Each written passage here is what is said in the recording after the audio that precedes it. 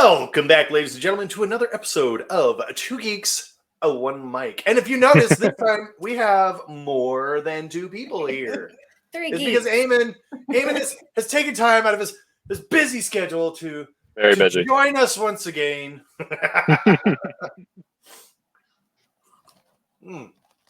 Welcome back, Eamon. Super happy to have you here. And as you all know, we have Amber, our good friend from the road to Tabalon. She's just always on the road. She's like the Rolling Stones in that way. Yeah. Really good. I'll get there one day. What will you call yourself then? Oh, yeah, Made that's it a good to Tarvalon?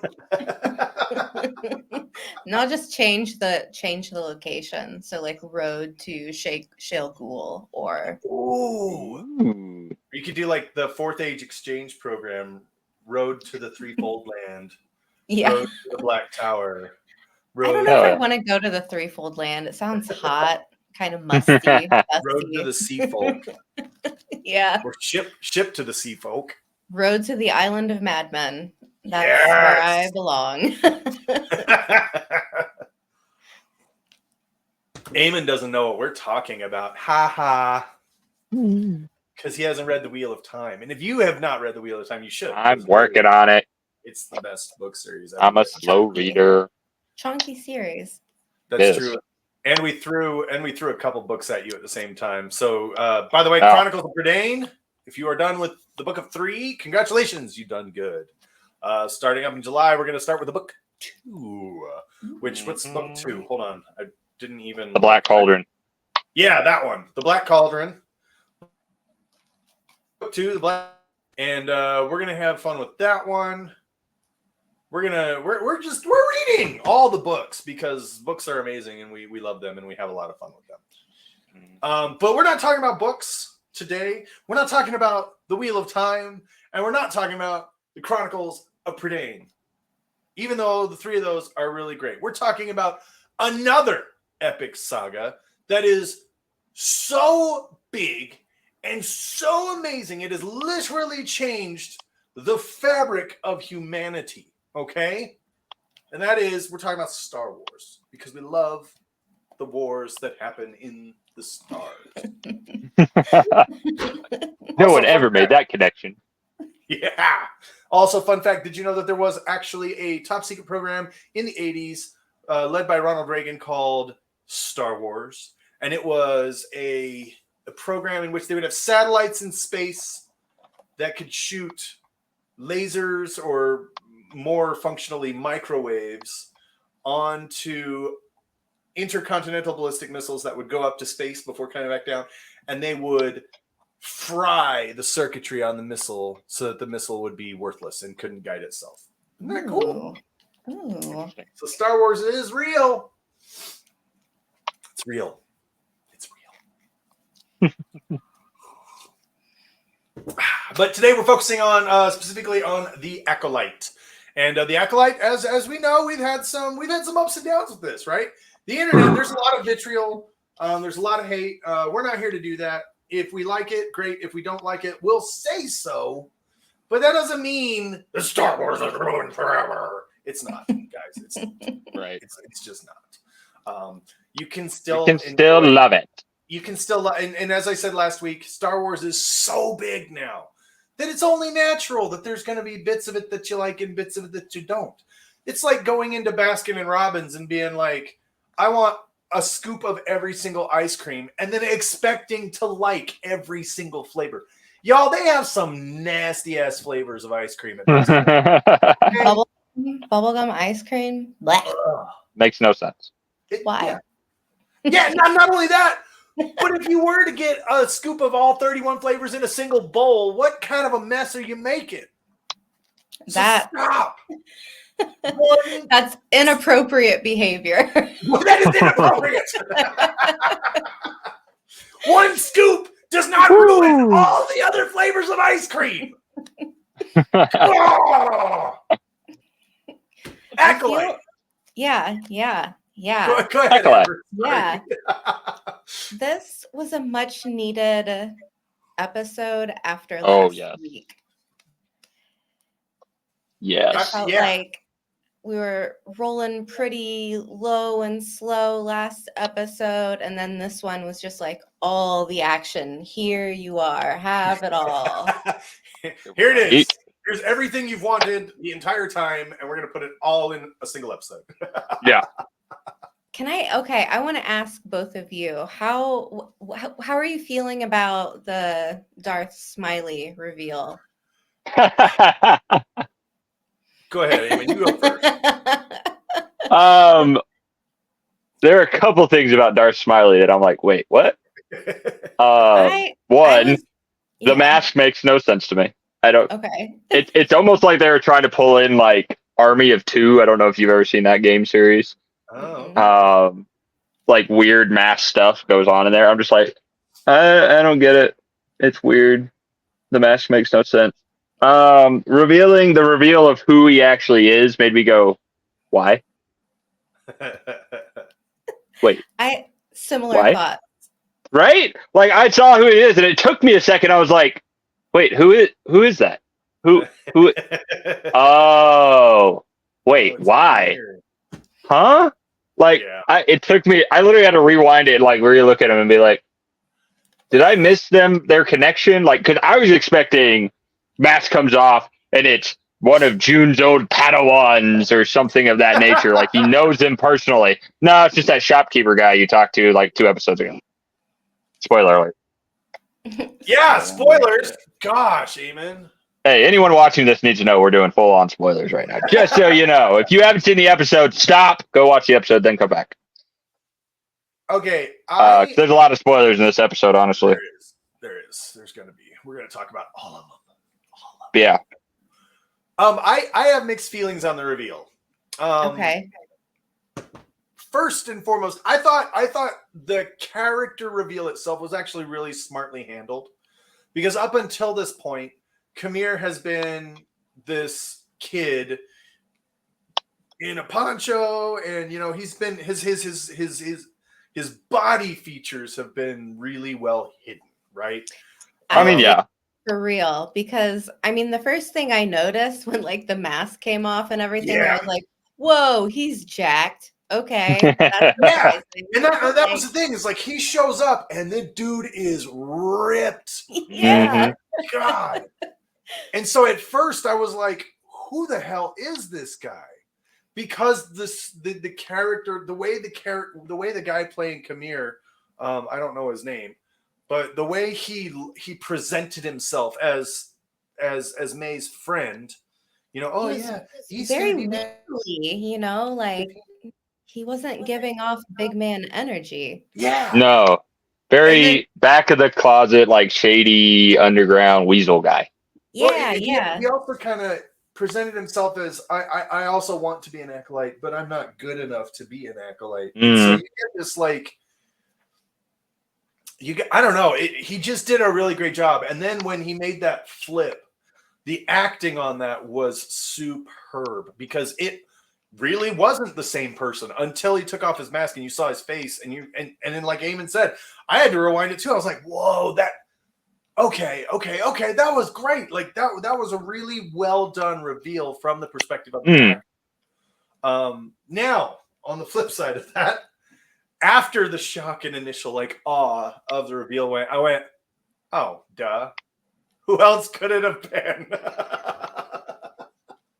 like story-wise, there's no way. I don't care how in tune you are with the Force. There's no freaking way any Sith Lord could have made it there. Kelnaka's alive when everybody starts coming to him.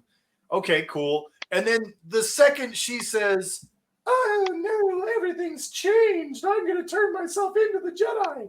And then she makes it and leaves the dude, and then makes it to the Jedi Hut to find out that the dude is dead already from a lightsaber. And it's like, and they did have the decency to like make the wound still smoking, like giving us the sense that it's recently done.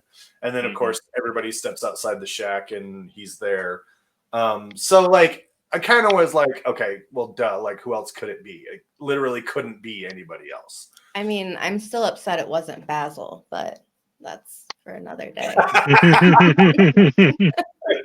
That would have been twist of the century. Can you imagine that little dude just like flipping all around, being crazy, little hamster on crack?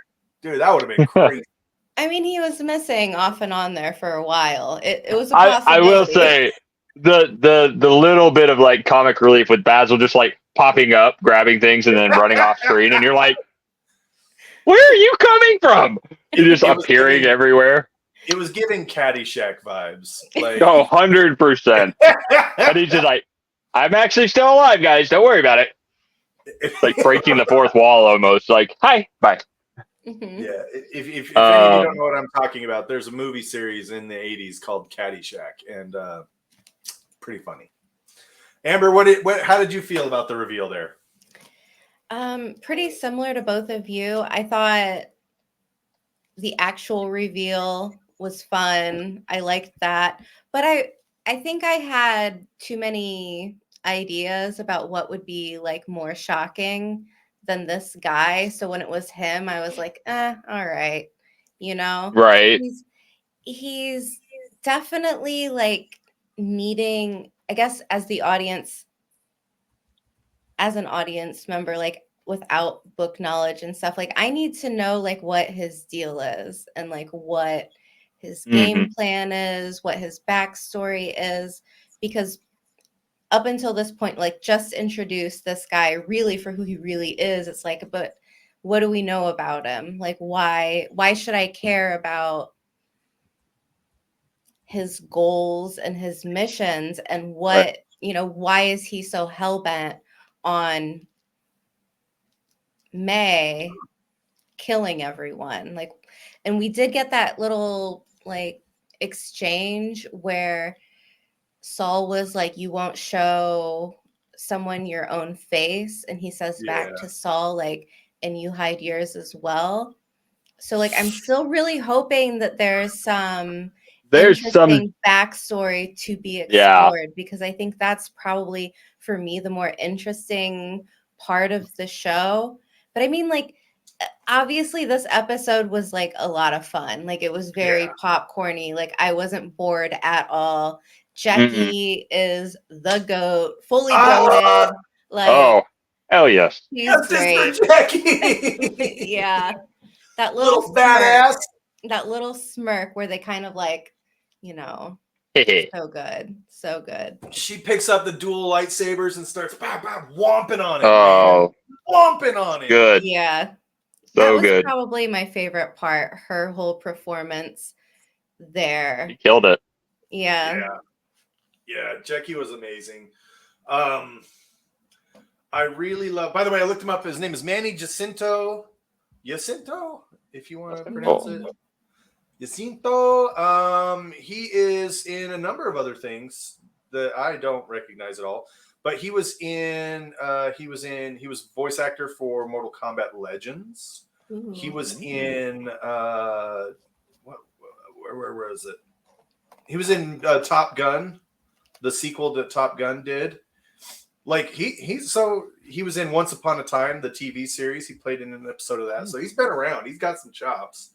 Yeah. I really liked the lightsaber fight. And I know we're kind of jumping around here for a second, but I want to talk about his armor. Now, Amber, I know you're not going to know anything about the armor that sorted out the lightsabers. I thought that was odd. I definitely want to know more about it because I was like, oh, you can do that? Okay. I've heard of it before. I don't know a lot about it.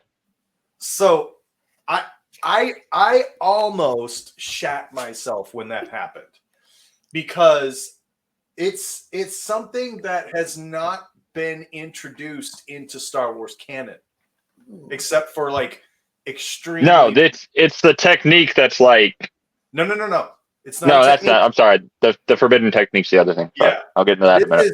This is a metal alloy known as cortosis, and is an extremely obscure reference. I did have to look it up, because I was like, wait, what the hell is going on? So this is called cortosis. Vader faced off against someone who had a sword made out of cortosis, and it shorts out a lightsaber just for a few seconds. I love this for two reasons. Because A, it shows that the people who are writing this show actually do know the Star Wars lore.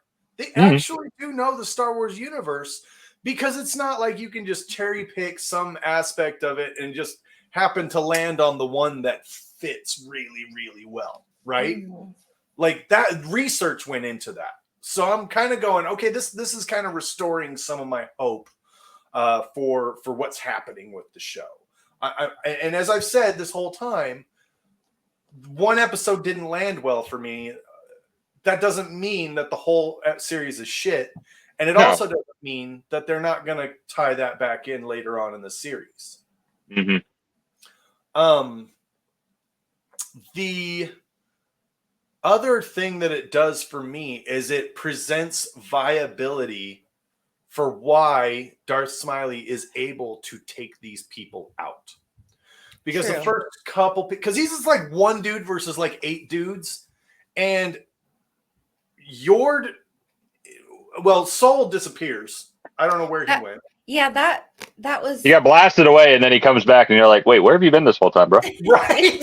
He got stuck in like a quicksand there. Something. Yeah. Look, I've just learned to excuse that one because I hate that trope. The trope of one guy disappears and comes back in the nick of time. I hate that trope. It is always so poorly done. It was very poorly done here, but I've learned to accept it because, you know what? Everybody does it. It's just, everybody just does it. And I hate it, but it is what it is. But he ends up taking out a number of people simply because he catches them off guard. He pops them with cortosis, shorts out their lightsabers, and then goes pop, pop, pop, like, right? Like, he does a pretty good job. And they do a really good job of making sense of it and saying, you know, the Jedi adjust pretty quickly and go, okay, cool. He's got that ability. Don't touch his armor, first off. Yeah. Secondly, Yord actually grabs his helmet and does it back to him. Like, it shows real adaptability of the Jedi, and I really loved that. And then, of course, Jackie, little badass, her one saber gets shorted out. She force grabs another one, starts using that one, and then the other one comes back on, and she's like, "Oh, you're fucked." I gotcha. That little smirk, like there's one moment where the camera kind of switches, and you know she lights up, you know, and then she kind of like looks back at him, and I'm like, yeah. And that's some of the best lightsaber choreography we've seen. It's been great. It felt very nostalgic too. Like the personalities coming through the characters was really true. Fun. Even her fight, though, I loved her little hand-to-hand fight with May inside the hut. I was like, damn, that's some choreographed shit. And it's really good. And like, there's even techniques, like through my combat training I've had, there's techniques I saw in there. I was like, oh, I can do that. So it's like, so they actually thought about and researched it out. I see you're using Bonetti's defense against me, eh? But no, it's just the fact of, where am I going with this? The lightsaber combat was amazing. I think the only thing that probably made me go, what the, was literally everybody gets murked. Yeah. That's the only. Literally everybody. I was like, wait, what? Why are you taking them out? Wait. I'm like, really? Like, literally everybody is gone now. And I'm like, what was the whole fucking point? I mean, they did bring in some red shirts on the mission. Like, there were people. Take them out. That's fine. Who are those? We get them going down. Expected them to go down, but I expected one or two of them to die. You know that all. But then I'm like, nope. Soul What? is What? the only Master Soul is the only one making it off that planet alive. Yeah. I knew that. Why? I knew that the second that red lightsaber And Basil. ignited. And Basil as well. Basil.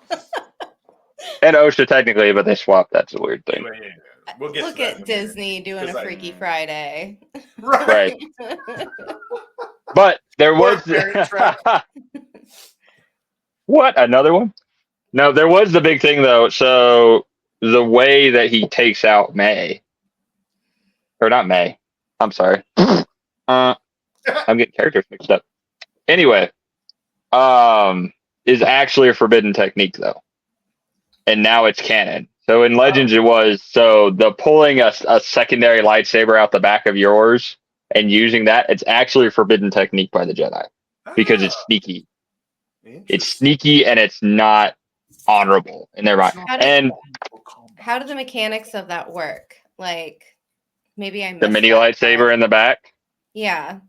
So if you saw, he pulled out, and it's basically like almost like a dagger lightsaber in the back of his blade. He kind of, which is it's a known sword technique. I have a katana that has a mini knife hidden in the top of the handle, so you could pull it out and still do what you want to do.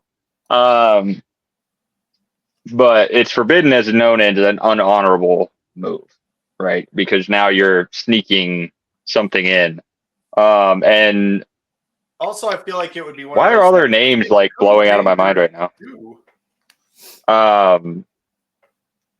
The younger Jedi Knight, Yord, he kind of hinted to it of he doesn't follow the rules of combat. Yes. Yeah, there are no rules in combat, dummy. But he doesn't follow the honorable shirt. And you got to think for most of these Jedi fighting him, this is probably the first time they've ever full fought another Jedi. Yeah. There wasn't a lot of Jedi on Jedi conflict during this time period. This is probably the first time they've done it where it was actual life and death and not, simulating with their buddy back at the temple, So just like bringing in those techniques that are like, ooh, no, you're not allowed to do that. Crap, how did you do that? I wasn't expecting it. They did their research. Yeah, now they're going to have to. Yeah, now they've got to adapt their fighting style again. But the biggest thing is he never called himself a Sith. Yes, he did. He said, to you, I would be called a Sith. But he does not consider himself Sith. In a sense. You're I don't think he does. I'm splitting hairs, but I don't think he considers himself a Sith. He just wants to be able to do what he wants. A Sith would want to take over. In a sense. Is it kind of like a situation where it's like, instead of just being like, you're a general enemy, the Jedi are like, you're not just a general enemy, you're a Sith. More kind of like I don't know. Like, that's just what they would call him. I mean, like. Yeah, I don't know. So, canonically, Sith is established sort of a religious, almost the same amount of religious fervor and structure as the Jedi have. It's an offshoot of the Jedi. Well, yeah, I would say it's the counterbalance, the counterweight to the Jedi. Right. And eventually what happens is you get Sith wars and Sith fighting because they're all vying for power. They're all vying to be the strongest. And you have, one Sith who finally says, okay, the rule of two. This way we don't have all these wars that not only expose us and open us up to attack from others, but we're no longer killing ourselves in the pursuit of power. We can just pursue power and have a great time with it. But as we see, even with the rule of two, over and over again, Sith masters will recruit several acolytes to be like, which one's the strongest? And they will pit them up against each other. We saw this when Palpatine was recruiting. He had Darth Tyrannus, Count Dooku, but he was also grooming Anakin the whole time. Right. He had Darth Maul in the beginning of Episode 1. And if you look at the timelines, Darth Maul and Darth Tyrannus were both apprentice to Palpatine at the same time. They didn't know about each other because he was, maneuvering things. So that's technically in violation of the rule of 2. Yeah. But I mean, you went through the Clone Wars as well. He had Dooku, and then Dooku had Ventress, and then Maul's brother for a short time. Exactly. Technically, Dooku couldn't take an apprentice because he was the apprentice.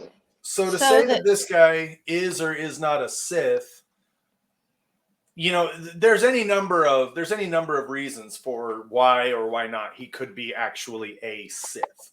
Right.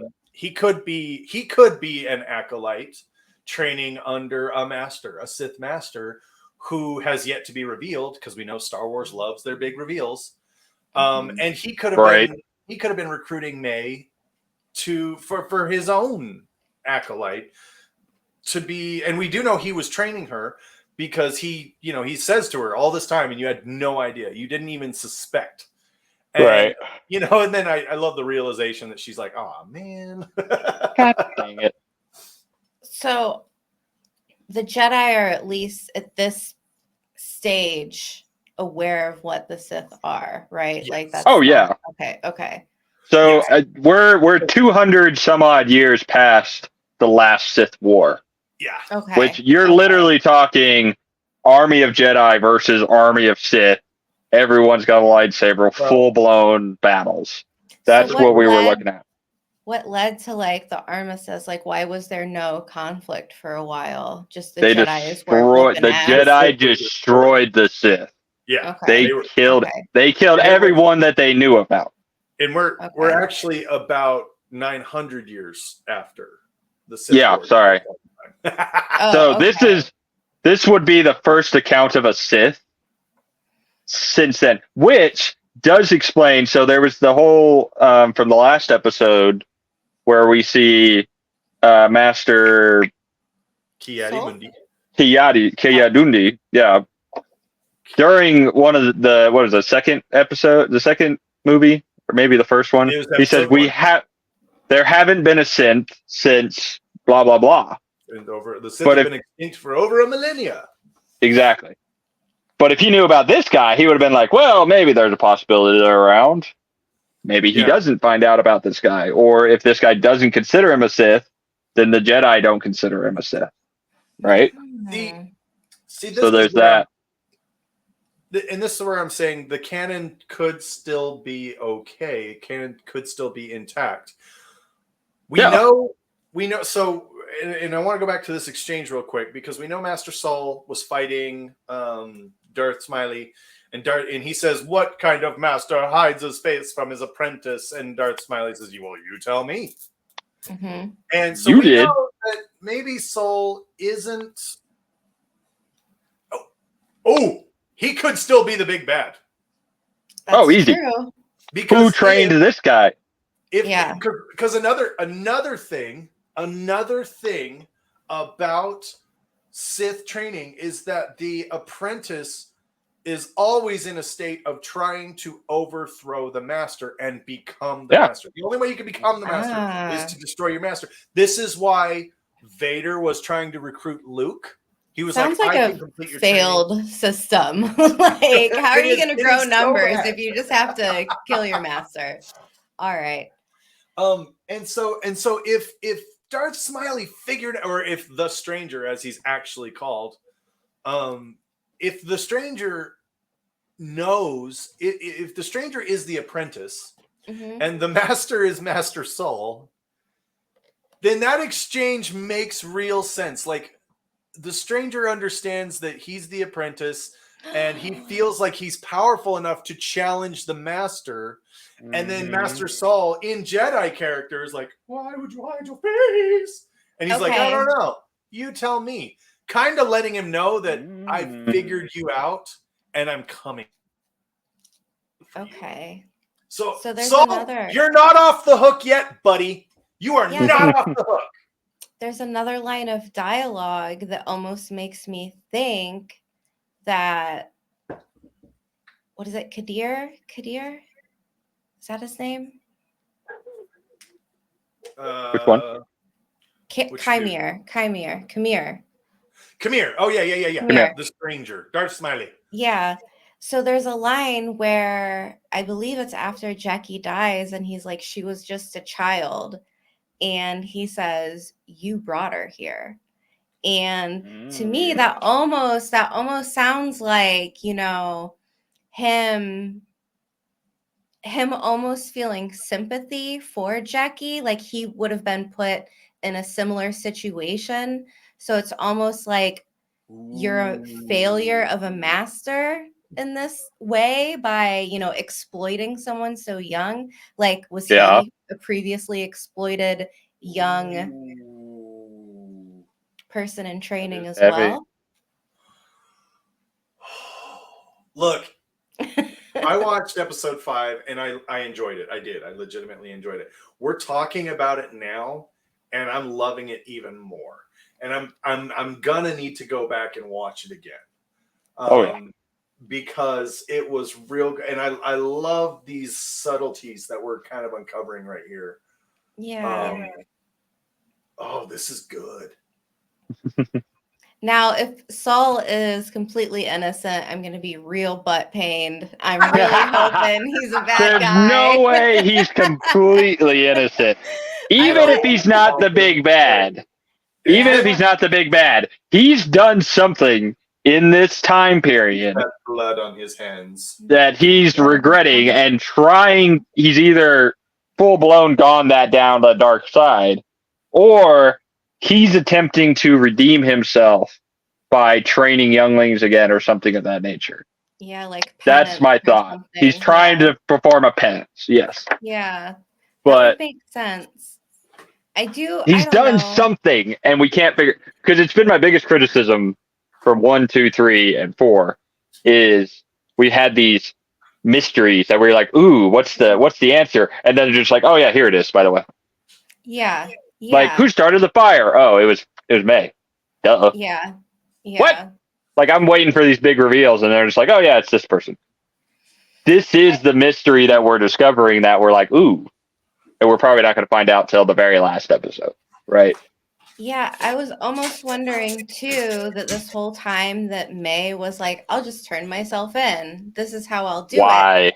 I was almost wondering if, like, her plan was to turn herself in from the get-go. Like, as soon as she had the idea, she's like, I'll go to them, turn myself in, and then she can get alone with Osha, knock her out, switch, do the switch, and then, like, infiltrate. So, like, that was... So she can still accomplish the mission? Exactly. And, like... Possibly. I mean, I think that would be more fitting for her character than being like, oh, I'm just gonna, like, repent or whatever. Just, turn myself in. Because that's not the character. Like, we saw as a child, she's, like, burning her whole... Like, trying to burn her sister. Like, I don't think... Full cycle. I don't know. Yeah. I almost don't want there to be any, turnaround for her. Like, I almost don't want there to be any, like, switch or not switch, but just, like, her coming to, like, the side of good after all. A redemption arc. Yeah, like, I might kind of like, there to not be something like that, but I don't know. Like, I could see them.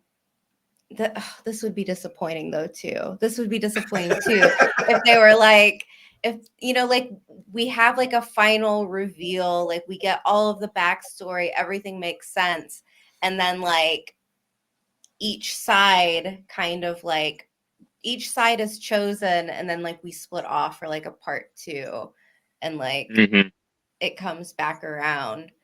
But I don't know. I guess I'll need a couple more episodes to see where they're going with this. I'm having a fun time trying to figure it out, though. May continues to be the weakest piece of this show to me. Yes. Yeah. I'm with you there. I feel like May is almost a flux in the story to try and bring, and this is one of the reasons why I say, and I will include Osha in this as well. This is the weakest character point, the weakest plot point in the story. I feel like it's going to be very disappointing. Their characters aren't going to have anything to do with the overall plot. And what we're really seeing is a confrontation between Darth Smiley and Master Soul. And what we're going to do, and the story is going to have a lot of build up and a lot of fluff to just bring this together. And right. You didn't really need twins either for this plot line. Ooh. So like, I think like it could have just been like regular sisters, you know? So like the fact that they are twins had me kind of hoping that there was something weirder involved, like them being actual twins would be a big part of this. But now it just kind of seems like they made them twins so that they can do like a switch and like, that's it. Which I mean, like we all know that trope. I got a brain baby going here though. What? Go aim and go. All right. So we know that they were created by the Force, right? The twins. Right. The only other account we have of that is Anakin. When you're created, when you have the Force, it's always said throughout the entire series, there has to be the balance. There has to be the light and the dark. They can't have one without the other. There is a balance. And even in the Clone Wars, they reveal when Anakin goes literally into the Force and basically meets it face to face. Right. There's the dark and there's the light, the daughter and the son, right? If you're created by the Force, you have to have light and dark. You can't have one or the other. Anakin goes to both sides multiple times throughout the entire series. Yeah. Just because they happen to be twins, now you've got the dark and the light that's separated. Interesting. See, that would make me happy. It's a theory. That would make things interesting too if like they're like them being, you know, brought to life by the Force is like the first time that they're like, oh, so that's what happens. Like they've split the Force into like two bodies, and like I mean, well, it was the whole thing of they did something wrong to create the children, right? She was like, if they knew how you created these kids, okay, how? Tell us how. Obviously, it was something to do with the Force, but how did you actually do it? The thread, Amy. Yeah, if it's going in a more like sci-fi, like not Star Wars sci-fi direction, where like we're getting into like something about like using this Force to create life and stuff like that, that has me instantly like way more like ears perked up, like, okay, I'm listening, I'm interested. So like that would be way more compelling than, oh, like they're twins because we just needed them to switch, you know, outfits so that one could, you know, finish her task. Explain. Yeah. We do still have something here as well. Again, that protects canon. If this ends up in a showdown between Soul and Smiley, and the twins are able to, you know, join forces, force link, you know, whatever they have, if they are able to defeat whoever wins that contest, we can. It can be covered up very easily in a way in which Ki-Adi-Mundi would have no idea that there was a Sith. All they know is there was some kind of a combat thing. There was a rogue Jedi, Master Soul, who would absolutely be blamed for all of this. And now the identity of the Sith is protected, and the anonymity of the Sith is protected. I mean, they've already talked about, too, how they're obviously orchestrating a cover-up. We don't want the politicians to know what's going on because they're going to use it against us. Right. Yada. The Ki-Adi-Mundi is part of that. He's now sworn to secrecy as part of that conspiracy anyway. Yeah, so it would explain him not revealing he knew there was a form of Sith. Which I don't like. Earlier than a millennia. Politicians. Yeah. It's the political science of the time. Yeah, I mean, obviously the what would be the best case scenario? Like everyone dies and then nobody knows like what actually Right? happened, and then there's no like Right. No record. dead men tell no tales. So And But yeah. I guess what they're trying to show, and actually this is congruent with Luke Skywalker's interpretation or perception of the Jedi Order mm-hmm. in Episode 9, The Last Jedi, which is not widely loved, but his interpretation, or I'm sorry, it was Episode 8. His interpretation of the Jedi was that they were arrogant, that they thought they were untouchable, and they just did whatever the hell they wanted to do. And I feel like this interpretation of Jedi is very much in line with that way of thinking. I like that. And that brings some real story continuity into play here. And if we are going to start saying that, Jedi Masters are more politicians than they are Jedi, like, okay, I can see that, because we see that in Episode 1. We see the Jedi High Council asking Anakin, in Episode 2 to spy on the Emperor because they don't like what he's doing, but they can't really do things that Anakin goes, that's not the Jedi way. What do you mean? Yeah. That's not how we're going to do this. Which is how Anakin falls. He loses faith in the Jedi Order, which is the only thing he has. And that's how he falls, is because the Jedi are not acting in accordance with the code of the two, because Palpatine is very familiar with it and is playing that against themselves. And God, he was just a master manipulator. The dude was good. Oh, 100%. But no, there's still some interesting plot lines to be laid. Right. And I know it's getting late in the game, and we've still got a lot of mystery. We still got a lot of questions. True. I'm actually my interest in what's going on has been reignited. Right. Yeah. I did like the lightsaber battles. I liked the choreography. I was happy with all that.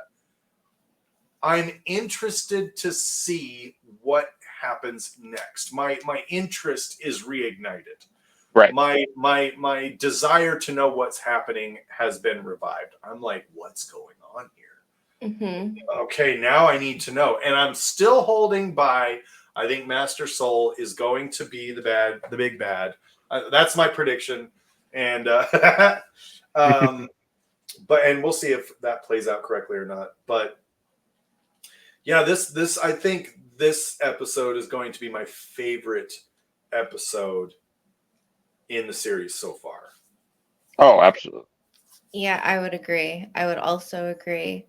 I think too, like I think there definitely is some room for them to keep playing with that, because naming the series The Acolyte, it would be fun if like the whole time we think like the Acolyte is supposed to be one of the twins, but it's actually about what if Saul was the Acolyte? Like, what if he was an Acolyte who like ran off and like decided I'm gonna change my ways, and now he's like, that's his mystery. Yeah, coming back to bite him. Right. Your past has come to haunt you, sir.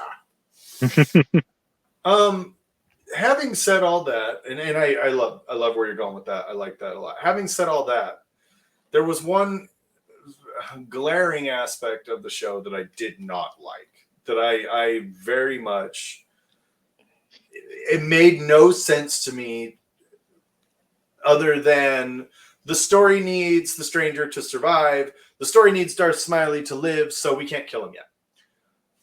You have Master Soul fighting him one-on-one, gets him backed into a corner and is about to kill him.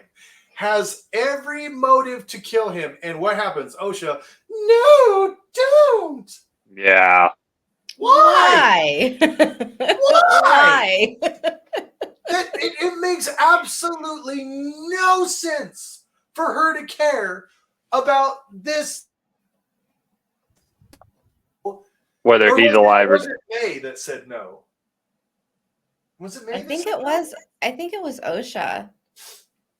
But she has no reason to care. This is the dude that actively kept No, it was OSHA. away from her. Was This it? It was OSHA because they got rid of him, and then May stuns Soul. Yeah, this is the dude that just killed all the people she's been building a relationship with. Yeah. This is why.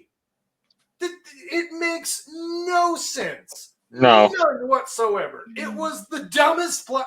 And then to add to the to sprinkle a little bit of bitterness on top of this sour slice of pie, she puts a light on his back and lets the moths carry him off. And it's like, so you can't kill him with a lightsaber, but you can let the bugs eat him to death. I mean, that's a good point. Pushed 8 Jedi away from him and killed 7 of them, but he can't handle a swarm of moths. Yeah, that's like the railroad, you know what I mean? Like pull the lever, like you just if you let it keep trucking along, and you don't touch the lever. Technically, you didn't do anything. That's what she did there, which I mean, not like I was gonna say. It very much seemed like we don't have an idea of how to let these guys leave the planet alive, but we need them to leave the planet alive so that we can do the thing we want to do in the next episode. How do we do this? Moths. Moths. Weird space bugs.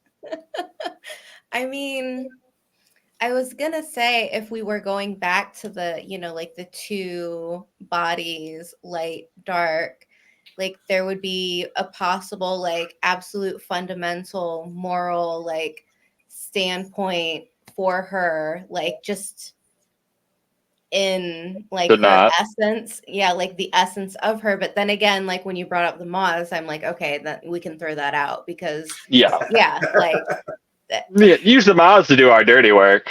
I said there's always been the concept of Jedi don't kill unarmed people. They even have it in episode 3 when Anakin is killing Count Dooku. I can't kill him, he's unarmed, but he's still convinced to do so, correct? Yeah. So I kind of got it from Soul's point, but OSHA doing it makes no sense. No, Soul should have just taken him out right there. Should have just taken him out. There's absolutely he was 100% justified in killing him right there. There's no reason he would have felt guilty. Everyone else. Literally just killed everybody else. Was he really unarmed? Not really. Nope. You just unarmed him and now you're killing him. It's a technique. Exactly. It's how it works. Exactly. So that's the one plot point in the show that I was quite upset with because like I said, it felt very much like we need these 2 people, and this is why I feel like the concentration is going to shift over to Saul and Smiley because there was no reason for them to leave the planet, for both of them to leave the planet alive, other than we need them to confront each other later on in the series. And this is why I say Saul isn't off the hook yet. I still think he's got a darker part that he played in this whole thing. Right. And to round it out with May and OSHA swapping places, like this leaves a very big plot hole open. Soul and May are now traveling away from the planet. Smiley is leaving the planet. Now they've left OSHA and Basil kind of stranded on this planet together. Yeah. Like, what's gonna happen next? Basil made it to the ship. Oh, did he? Did he get back to the ship? Okay, so now OSHA's gonna be on this. This is the key point. How I know they're gonna reveal that it's May and not OSHA is you see Basil walk on the ship behind her and go, "That doesn't smell right." That's right. Hold on. Yeah. Like he knows because he's got May's part of her droid. He's like, hold on, that's not the same person. I'm wondering if they're going to go right into it and be like just immediately May is going to attack Soul, or if she's going to try and like. I don't know. The fact that Darth Smiley is leaving Osha, though, I thought he would at least take her with him. Yeah. Because there's a whole "I don't trust May anymore. Let me try for the other twin," maybe kind of concept or something of that nature, right? That might be kind of interesting. I mean, like that. But he just left her. Yeah, that's. I don't know. I don't Makes know. no sense. Which once again, this makes me feel like that May and Osha don't actually have a part to play in this story other than bringing Soul. Everybody together. They're Yeah, the maybe. ones to bind these bits of Yeah. story together. And if that's the case, like we didn't need the fire really. Like you could have just had two people. Like I don't know. I don't know. We'll see. I mean, we'll see. You needed something that made them special, right? Because otherwise, why would it attract the attention of the Jedi? But it could have just as easily have been yes, mother and father have just given birth to twin force sensitive kids, right? And I don't know, like one of them could have failed out, and then shortly after, I don't know. There's a lot of ways you could have done that would have been a little bit less clumsy. Yeah, and I think too, like if you're going to use this type of like backstory and one where you know that the Star Wars community is going to have like the microscope like up and being like what.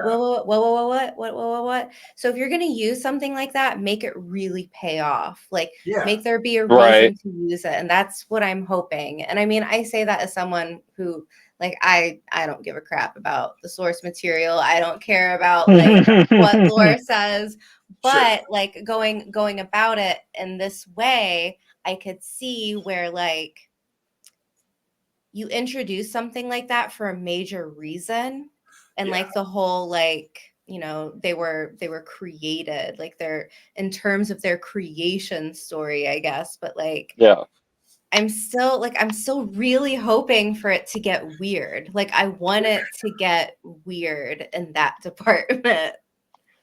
There are still a couple of episodes. We could still see that aspect come forward. And I got to say, I agree with you fully. If we get to the end of this series and that plot point is just wasted, and that plot point they wanted to do that just to do that, I will be very upset with that. I will be very disappointed with that. Yeah, I mean, it seems like information that someone would have had to seek out to know about, right? So like someone like me, I wouldn't know anything about that. So I would never like insert that into the story. So like this is obviously coming from the head of someone who knows the lore to insert it in there. So like that, I mean, hopefully like that, maybe that gives me a little more faith for them to be like, we're using this for something, which that might be kind of cool. But like Josh said, if that's a dropped plot line, then yikes. Yeah. Right. It also comes to the fact of like, there's a whole plot hole still that exists of why did these 4 Jedi feel so guilty about what happened on that planet when they didn't do anything? This there has to be more to that backstory that we're not seeing. But if that never gets filled, I'm going to be like, so what was the point in all of this? What if the Jedi created them? What if it wasn't actually the witches? What if it was like, hey, Ooh. And that's how the Jedi know about them, because they weren't there to just scout an uninhabited planet. Right. Oh. Okay. I've seen the wheels turning in live action. I love it. Is still the bad guy. Always. He worked with the witches to make this happen, but did not reveal himself as a Jedi, obviously, right? He's a Sith guy, and he was obviously. like, hey. Then came to the Jedi and was like, oh, I sense a disturbance in the Force on this area of the galaxy. I'm just going back to check up on my science experiment. Exactly. Interesting. Soul, like you're a bad guy. Okay? You're got you figured out. Bad guy. I don't like your face. Well, I do like your face, but I don't like that you're a bad guy. Soul is evil. I think Master Soul is the big bad. He's got I hope me. he is. I He's hope. got me in a I hope cleanser so. right now. I'll be so Yeah. if he's not. Ooh, what if? Okay. So I love theorizing Chimere? about these things. It's so much fun. I mean, he is a bit of like a mad scientist, right? Like Right. he's putting together those death elixirs and whatnot. I mean, he probably had to learn that from someone. Yeah. And yeah. like, if that's like one of his defining traits, then maybe his master was also a bit of a tinkerer. And like, when we're talking about potions master, as it were. Yeah. So like maybe he learned this from someone who actually created the twins. Yeah, I think this could be fun. This this could be fun. I hope I'm not like getting myself all hyped up for nothing to happen. Right? Oh, no. that's the fear. That's the giant fear right now. Yeah. Well, I will say this in kind of wrapping this up, because I know there's a lot of people that I've even talked to a lot of people who have said, I'm not even going to watch it. I just heard all the negative reviews. It's garbage, and I'm not even going to watch it. I'm like, okay, look, that's your prerogative. You don't have to watch it. Send them this episode, but, and then tell them if their appetites are not piqued, then yeah. Well, you're lost. You're really robbing yourself of the opportunity to enjoy something. And as I've said multiple times, half the fun of being a geek is having a conversation with someone you disagree with and picking the lore apart to find pieces that you didn't see before and either falling in love with a story or, sometimes falling out of love with the story. Your passion for these things shouldn't be affected by that. That's for me, that's half the fun. That's why I have a geek show. That's why I have a Wheel of Time show. I love to pick these things apart and make these connections and find plot points that I didn't like before, and then come back and see the plot points from a new light and go, wow, I actually kind of do like that. Wow, this is kind of amazing. We're seeing this happen in real time with the Acolyte. There are things in here that I still don't like. There are plot points in here that I still don't like. But there are plot points in all the movies that I still don't like. Like, come on. Don't dismiss something based on the word of someone else. Just in life, you will only be robbing yourself of potential joy. Now, if you watch The Acolyte and you hate it, what has it cost you? A couple of hours of your time. And don't act like, but my time is so precious. I know for a fact all of you do this.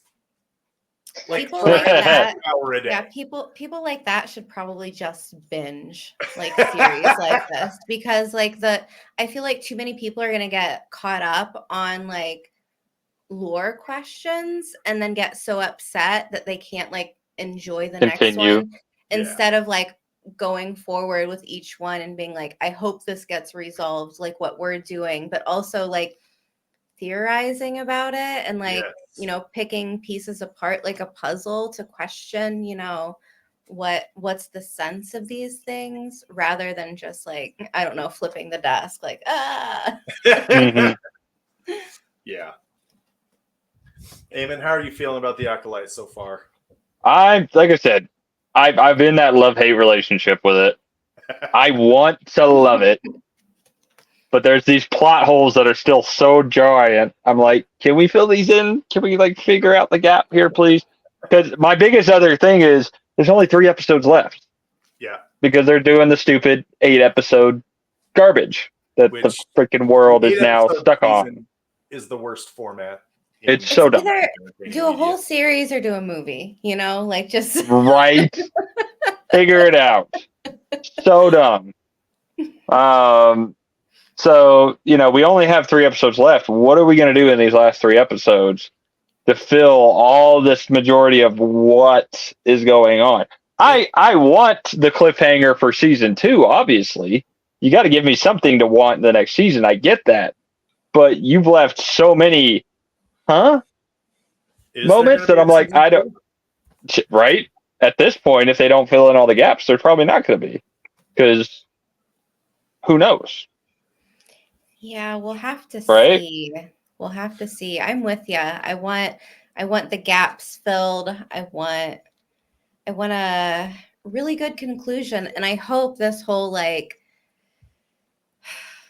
twin switch is dealt with very quickly. Like I don't Right. want this to be like a 2-episode like thing. So hopefully like Basil comes in strong and it's like they're on the ship and then it's like immediate. Yeah. Yeah. You God know, bless you know. him. I'm a Basil fan for life.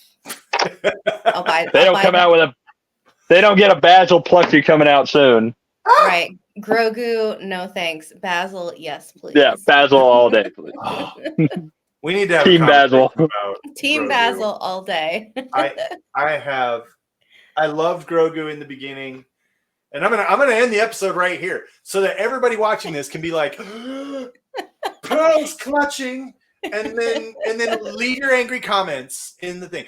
But once Grogu left to go with Luke, he should have stayed with Luke. He served zero purpose in the story after that and should not have been there. And the Mandalorian doesn't need Grogu, and they just kept Grogu there because people thought he was cute. I know the reason they kept him around. They needed to sell those Grogu toys for a couple more years. The cute little toys. Yeah. Anyway. Yeah. Thanks everybody for being here. Thanks for watching along. Thanks for being super geeky with us. We super appreciate it. Amber, thank you for joining us for yet another tantalizing episode of Two Geeks, One Mic. Please remind all the good people who you are, where you are, and what you do. Rosa Tarvalin on YouTube, currently covering House of the Dragon, lots of Wheel of Time stuff, lots of sci-fi. Go check it out. I do also more videos with Josh. We covered Shogun. But we'll probably keep doing stuff like this. So yeah. So much fun. It's very good. And Eamon, tell the people how geeky you are. Geekier than you. Just as geeky as ever. Finding us on Two Geeks, One Mic, as always. That's my only show. I'm not like these, other ones who want to jump to like 8 different shows. I'm good with one. But please like, follow, and subscribe at both channels. The Two Geeks, One Mic, and then Black Tower for Josh as well. It's a great show. I love watching that one every week. Also, we are trying to build our Twitch streaming abilities. So if you want to come watch us play stupid games and be dumb, join us on Twitch as well, because it's a lot of fun. We do that frequently. We do. All right, Amber, you got to join us on game night one night. For being here. Thanks for being awesome. Wherever you are, we hope that you have left here just a little bit more geeky than you were when you first got here. From all of us here at Two Geeks, One Mic, thank you so much. Stay geeky.